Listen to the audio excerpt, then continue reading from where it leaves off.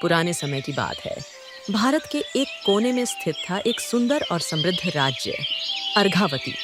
ये राज्य पहाड़ों और नदियों से घिरा हुआ था, जहां हर सुबह सूरज की पहली किरण मंदिरों की घंटियों से मिलकर संगीत बन जाता था। प्रजा खुशहाल थी और सभी राजा धीरज सेन को न्याय और समर्थन के लिए पूजते थे। लेकिन जो इस राज्य की असल रोशनी थी, वो थी रानी वसुंधरा। वसुंधरा सिर्फ एक रानी नहीं थी, बल्कि एक माँ, एक गुरु माँ, एक रक्षिका थी। उनकी आंखों में आशा थी, उनकी बातों में शक्ति। वह सबसे एक ही बात हमेशा कहती थी, एक राजा राज्य जीत सकता है, पर एक रानी राज्य को जिंदा रखती है। रानी वसुंधरा हर सुबह राजमहल के आंगन में बेटी मृणाली और राजकुमारी वेदिका को योग और शास्त्र की शिक्षा देती थी। वैदिक ग्रंथों की पाठशाला में वो स्वयं जाकर लड़कियों को ज्ञान देने लग गई थी, जो उस समय एक बड़ा क्रांति का कदम था। एक दिन का विशेष दिन था, रंगोत्सव, अर्घावती का सबसे बड़ा त्योहार। राजमहल में रंग बिरंगी पंखों से सजावट की गई थी। वसुंधरा अपने चेहरे पर गुलाल लगाकर प्रजा के बीच जाती है। बच्चे उनसे खेलते हैं और लोग उनकी जय जयकार करते हैं। तभी एक मंत्री, भद्र सिंह, जो एक पुरुष प्रधान समाज का प्रचारक था, अपने कुछ सहयोगियों के साथ चुप रहकर वसुंधरा के बारे में बात कर रहा है। ये रानी राज्य को औरतों के हाथ में देना चाहती है। कल ये वीरांगनाओं की सेना बना देगी। पता नहीं इस राज्य का क्या होगा अगर ये इस राज्य की महारानी बनी रही तो। क्यों ना इस रानी के खिलाफ कोई साजिश की जाए? साजिश? कैसी साजिश? क्यों ना इस पर एक झूठा इल्जाम लगाया जाए कि ये राज्य के हित के बारे में सोचने का नाटक करती है, लेकिन असल में ये सबसे छुपकर तंत्र मंत्र की विद्या सीखती है और ऐसे में राज्य को बर्बाद करना चाहती है। अच्छा, और इससे क्या होगा?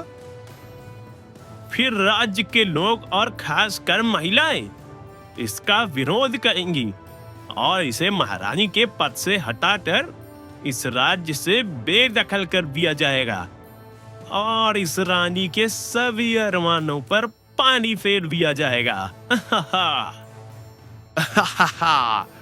तुम ठीक कहते हो। वैसे भी यह राज्य की औरतों के लिए बड़ा मरती है।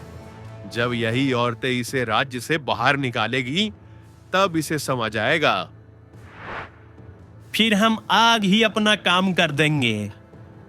तैयार रहना आप सब, इस रानी को कल सबके सामने बेइज्जत करने के लिए। भद्र के चेहरे पर एक कुटिल मुस्कान आ गई।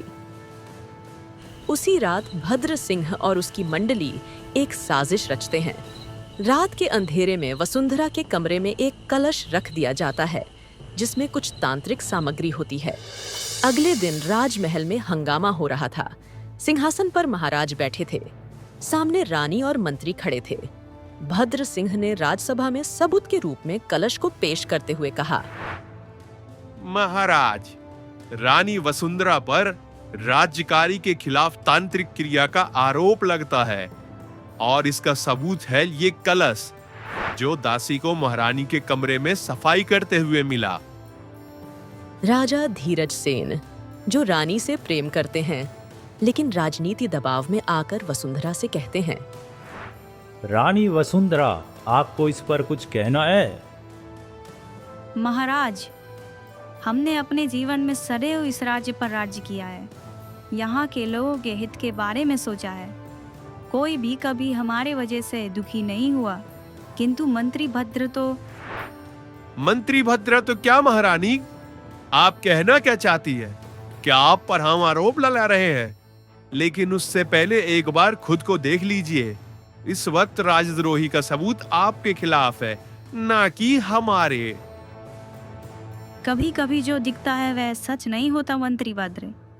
कुछ लोग साजिश को सच का रूप देकर सामने खड़ा कर देते हैं। भद्रा और महारानी की बहस होने लगती है। दोनों एक दूसरे को गलत साबित करने की कोशिश करने लगते हैं। तभी महाराज अपना अंतिम सवाल पूछते हैं, महारानी, क्या आपके पास अपने आप को निर्दोष साबित करने का कोई प्रमाण है? अगर है तो पेश करिए, अन्यथा हमें आपको सजा देनी होगी।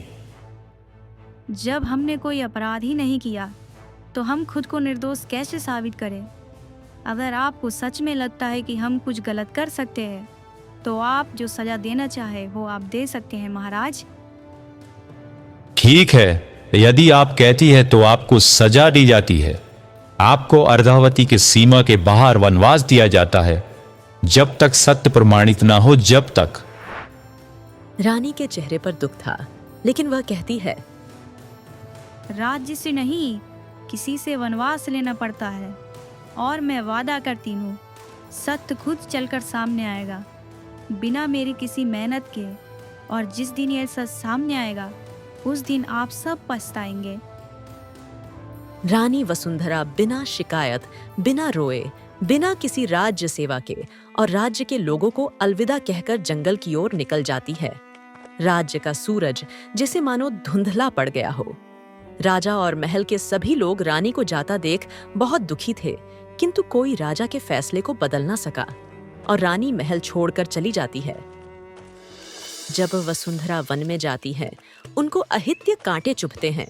उनका शरीर थक जाता है, लेकिन उनका आत्मबल और मजबूत होता है। वह हिम्मत नहीं हारती, वह चलती रहती है, जैसे वो हमें बताना चाहती थी कि वो थकी है पर रुकी नहीं है। बिना खाए पिए चलने से और पैरों में कांटे चुभने से, उनके शरीर से खून बहने की वजह से वह जंगल में ही बेहोश हो जाती है। लेकिन उसी दिन उस रास्ते से एक तपस्विनी जा रही होती है। तभी उसे वहां रानी वसुंधरा मिलती है। वह रानी वसुंधरा को अपनी कुटिया में ले जाती है। कुछ दिन तक रानी वसुंधरा बेहोश रहती है और तपस्विनी उनकी सेवा करती है। एक दिन रानी वसुंधरा को होश आता है। तब उन्हें एक बूढ़ी तपस्विनी दिखती है और रानी वसुंधरा बूढ़ी तपस्विनी से पूछती है, हम कहाँ हैं और आप कौन है देवी? आप हमें नहीं जानती, लेकिन हम आपको अच्छे तरह से जानते हैं। क्या जानती हैं आप हमारे बारे में? रानी तो थी आप, अब देवी बनने का समय है। आपके ऊपर आज जो कलंक है वो तो ईश्वर स्वयं ही मिटाएंगे, लेकिन तब तक हम आपको इस सफर में रास्ता दिखाएंगे। वसुंधरा को आशिका शिक्षा देती है, ध्यान, आयुर्वेद, शास्त्रार्थ और शक्ति। वसुंधरा दिनों दिन स्त्री को सिखाती है आत्मरक्षा, चिकित्सा और धार्मिक ज्ञान। वो एक नए समाज का बीज बन रही थी।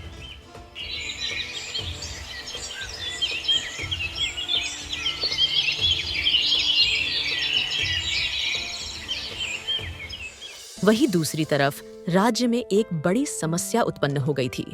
राज्य में सूखा, रोग विरोग और अपराध बढ़ने लगा था। लोगों की परेशानी बढ़ने लगी थी। लोग रानी वसुंधरा को याद करने लगते हैं। राजा धीरज भी राज्य की मुसीबतों को देखकर तनाव में है। वह अपने महल के बगीचे में बैठकर दुखी मन से कुछ सोच रहे होते हैं।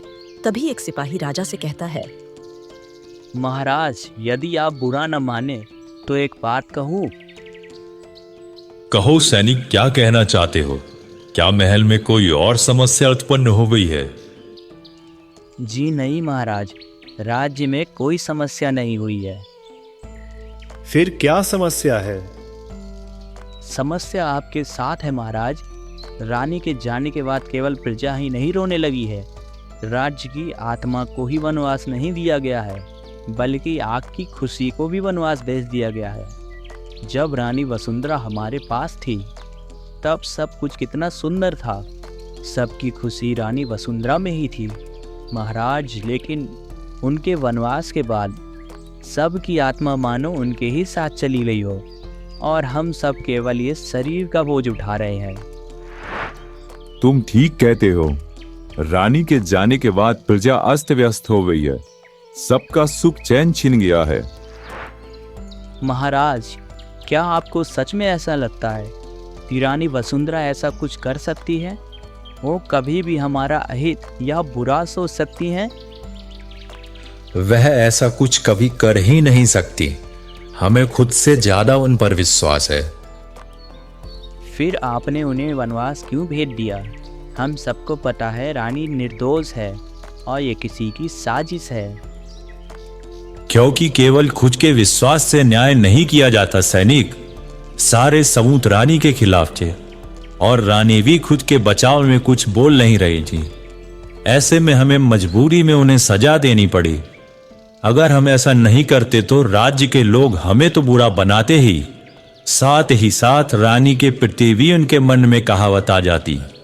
इसलिए हमने रानी को वनवास की सजा सुनाई। किंतु महाराज, क्या आपको पता है कि महारानी का क्या हाल है? नहीं सैनिक, हमें भी नहीं पता कि रानी वसुंधरा कहाँ है। इसी के लिए तो हमें उनकी और भी चिंता होती है। और हमारी विडंबना तो देखो, हम किसी को उनका पता लगाने के लिए भेज भी नहीं सकते और ना ही खुद जा सकते हैं। पता नहीं रानी वसुंधरा किस हाल में होंगी।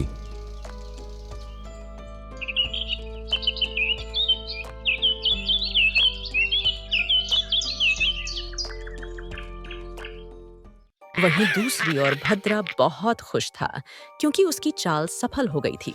लेकिन एक दिन जब सभी सभा में बैठे थे, तभी वहां गुप्तचर आता है और राजा को भद्रा की चाल के बारे में सब बता देता है, जिससे राजा बहुत क्रोधित होते हैं और राजा तुरंत भद्रा को फांसी की सजा सुना देते हैं।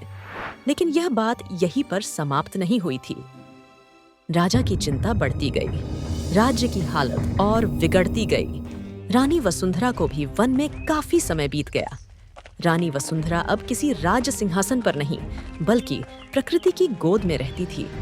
हर सुबह सूरज के साथ उनका ध्यान शुरू होता, जिसमें वो अपने आप को, अपने विचारों को और अपने दुखों को तोड़ती थी। आशिका आनंदमयी की शिक्षा ने वसुंधरा को एक नई दृष्टि दी थी। रानी वसुंधरा सुबह अपना ध्यान कर रही थी, तभी वहां एक महिला उनके पास आई और बोली, महारानी वसुंधरा, आप इस जंगल में क्या कर रही हैं? आपको तो महल में होना चाहिए। राज्य का अर्थ सिर्फ राजगद्दी नहीं होता। राज्य वही होता है जहाँ लोग अपने स्वाभिमान और ज्ञान के साथ जिए। और जहाँ मेरे स्वाभिमान की निंदा हो, वहाँ मैं रहकर क्या करूँगी? महारानी, आपके बिना हमारा राज्य खत्म हो गया है। हालात खराब हो गए हैं। महाराज भी अब बीमार रहने लगे हैं। सब लोग आपको बहुत याद करते हैं। आप कृपया करें, हमारे साथ राज्य वापस चले। हम कोई महारानी नहीं है। हमें राज्य से बेदखल कर दिया है। अब हम केवल एक तपस्विनी है, जिसके जीवन का मकसद सिर्फ ईश्वर की आराधना और दूसरों की सेवा करना है। किंतु आप भूल रही है महारानी, आपकी जिम्मेदारी को। जब आपने हमारे महाराज से विवाह किया था, तो आपने उन्हें और हमारे राज्य को वचन दिया था, आप हमेशा हमारा साथ देंगी, सुख हो या दुख, भले ही हम आपका अपमान है। परंतु महारानी, आप अपने वचन से मुंह नहीं मोड़ सकती है। और हमारे प्रति जो महाराज की जिम्मेदारी थी, उसका क्या? उन्होंने भी तो अग्निदेव को साक्षी मान के हमसे वादा किया था कि वो हर परिस्थिति में हमारा साथ देंगे। लेकिन जब हमें केवल उनके विश्वास की जरूरत थी, तब उन्हें हम पर भरोसा तक नहीं किया। उसका क्या? महाराज ने हमारे बारे में पता लगाने की कोशिश भी नहीं की। क्या आपको सच में लगता है कि महाराज को आपकी चिंता नहीं है? महारानी, आप एक बार राज्य चलकर देखिए। महाराज, हमारा राज्य सब पलके बिछाकर बैठे हैं, आपका इंतजार कर रहे हैं। हम नहीं आएंगे। जहाँ हमारा सम्मान ना हो, वहाँ हम अपना समय व्यर्थ क्यों करें? महारानी, हमने तो आपको हमारा और महाराज का हाल बता दिया। अब आना या ना आना आपके ऊपर है। लेकिन महारानी, हम आपके लौटने का इंतजार कर रहे हैं। इतना कहकर वो महिला वहां से चली गई। लेकिन महारानी अब व्याकुल होने लगी। तब वह आर्शिका के पास गई और बोली, देवी, हमारा मन बहुत व्याकुल हो रहा है, इसलिए हम एक यात्रा पर जाना चाहते हैं। ठीक है वसुंधरा, तुम जाओ और अपना मन शांत करो। शिका की आज्ञा लेकर रानी वसुंधरा वहां से एक यात्रा पर चली गई।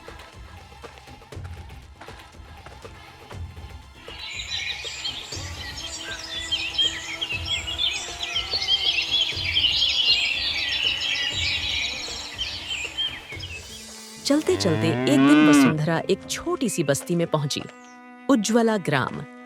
यहाँ की स्थिति बहुत दुखदाई थी।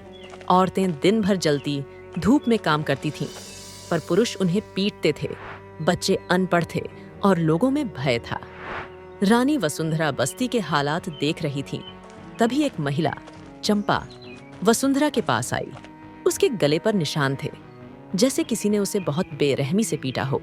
वह बोली, आप कौन है और यहाँ क्या कर रही हैं? हमने तो पहली बार देखा है आपको यहाँ। हम बताते हैं, पहले आप हमें बताइए कि आपके गले पर यह निशान कैसा है? वो ये निशान तो मेरे पति के मुझ पर हाथ उठाने की वजह से है। अब तो आदत सी पड़ गई है। आदत पड़ गई है? आपको नहीं पता कि स्त्री भी भगवान का स्वरूप होती है और आपके पति आप पर हाथ उठाते हैं और आप इसे इतने आराम से कह रही हैं। हमारे पति हमें भगवान समझने के बजाय दासी बनाए बैठे हैं, पर हम कर भी क्या सकते हैं? वसुंधरा के मन में ज्वाला उठती है।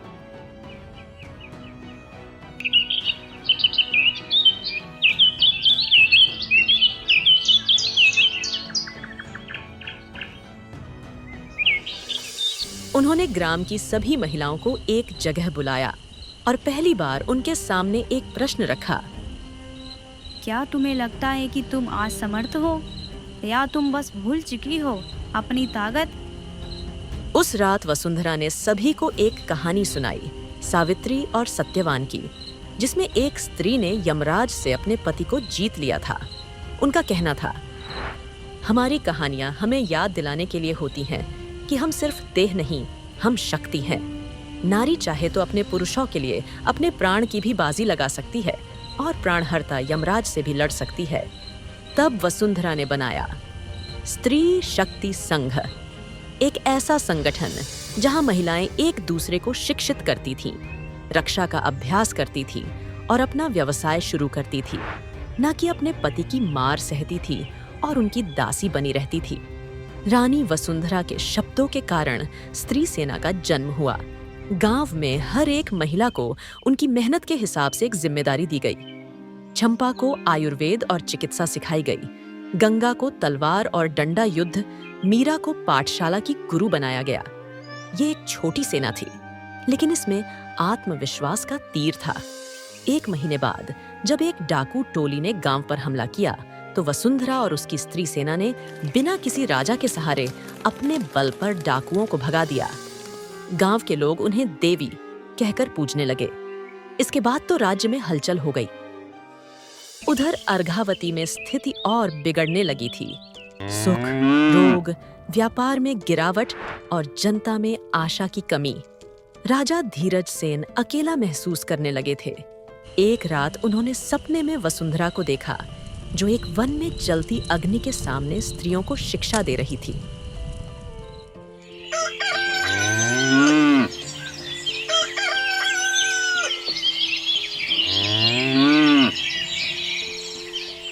अगले दिन राजा ने राजगुरु से कहा, मैं रानी को वनवास नहीं, देश से वनवास दे बैठा। मुझसे गलती हुई है राजगुरु, लेकिन अब मुझे समझ नहीं आ रहा कि मैं इस गलती का प्रायश्चित कैसे करूं। आपसे गलती तो हुई है महाराज, लेकिन आप इस गलती का कारण बनना चाहते हैं, ये सच है। महाराज, आप रानी को पाने का प्रयास कीजिए। हमें भी यह ठीक लगता है गुरुदेव, हम तुरंत रानी को ढूंढने का आदेश देते हैं। राजा ने रानी वसुंधरा को ढूंढने के लिए अपना विश्वास पात्र सेनापति भेजा, सेनापति अर्जुन रानी वसुंधरा की तलाश करते थे। उसके आश्रम में जब सेनापति अर्जुन उज्ज्वला ग्राम पहुंचा, तब वसुंधरा वन में एक बालिका को धनुर्विद्या सिखा रही थी। अर्जुन रानी के पास आया और रानी के सामने आकर आंखों में शर्म के साथ झुककर कहा, रानी माँ, राज्य रो रहा है और उसे उसकी माँ चाहिए। वसुंधरा कुछ देर चुप रही, फिर बोली, राज्य मेरा था और सदैव रहेगा, लेकिन अब मैं सिर्फ एक रानी नहीं हूँ, मैं एक आंदोलन हूँ जो केवल अपने आत्मविश्वास के लिए जाना जाता है। और मैं वहां नहीं जा सकती जहां मेरे आत्मसम्मान पर सवाल उठाया जाए। रानी माँ, हमें अपनी गलतियों पर शर्मिंदगी है। महाराज भी बहुत शर्मिंदा है। प्रजा को आपकी जरूरत है रानी माँ। आप कृपया करके हमारे साथ चलिए। किंतु हमारी भी एक शर्त है। कैसी शर्त रानी माँ? यदि हमें एक पल के लिए भी महसूस हुआ कि हमारे आत्मसम्मान पर उंगली उठ रही है, तो हम उसी वक्त वह राज्य छोड़कर हमेशा के लिए संन्यास ले लेंगे और इसका कारण बनोगे तुम। महारानी की शर्त सुनकर अर्जुन एक पल के लिए सोच में पड़ गया, लेकिन वह हिम्मत करके बोला, जैसी आपकी आज्ञा रानी माँ। आप जैसा कहेंगी वैसा ही होगा और कोई भी आपकी निंदा नहीं कर पाएगा। यह मेरी जिम्मेदारी है। ठीक है, हम तुम्हारे साथ चलते हैं। रानी वसुंधरा अर्जुन के साथ महल वापस आई। राजमहल के प्रांगण में धूप उतनी ही तेज थी जितनी वसुंधरा की आंखों की चमक। उनका वापस आना एक उत्सव था, लेकिन एक अलग ही प्रकार का। अब लोग उन्हें मातरूपा रानी कहने लगे। राजगुरु, मंत्रीगण और राजा धीरज सब रानी वसुंधरा को देखकर खुश थे। और रानी वसुंधरा तभी बोलती है, मैं राज्य अभिषेक लेने नहीं, न्याय देने आई हूँ। ये समय है अर्घावती को जगने का और न्याय करने का, यहाँ की स्थिति को बदलने का।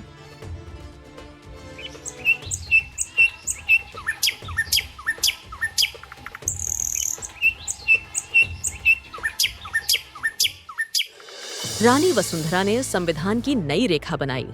रानी वसुंधरा ने राज्यसभा में एक नई नीति का प्रस्ताव रखा, जिसे धर्म समान नीति कहा गया, जिसमें उन्होंने कुछ विशेष नियमों का पालन कराया। जैसे पहला, नारियों के लिए शिक्षा अनिवार्य। हर राज्य में एक पाठशाला होगी जहां लड़कियों को शास्त्र, शस्त्र और व्यवहारिक ज्ञान सिखाया जाएगा। दूसरा, स्त्री रक्षा सेना का विकास। गांव-गांव में महिला सैनिक तैयार की जाएंगी जो न केवल रक्षा करें, बालक समुदाय को भी शिक्षित करें। तीसरा, विवाह में सहमति अनिवार्य। रानी ने घोषणा की, जहां सहमति नहीं, वहां विवाह नहीं। प्यार को जबरदस्ती का वस्त्र नहीं पहनाया जाएगा। चौथा, राज्य की नई सभा, राज्यसभा में 50% सदस्य महिलाएं होंगी, जिसका नाम वसुंधरा सभा रखा गया। रानी के इन नियमों को सुनकर सभी ने इस ओर अमल करने का फैसला लिया।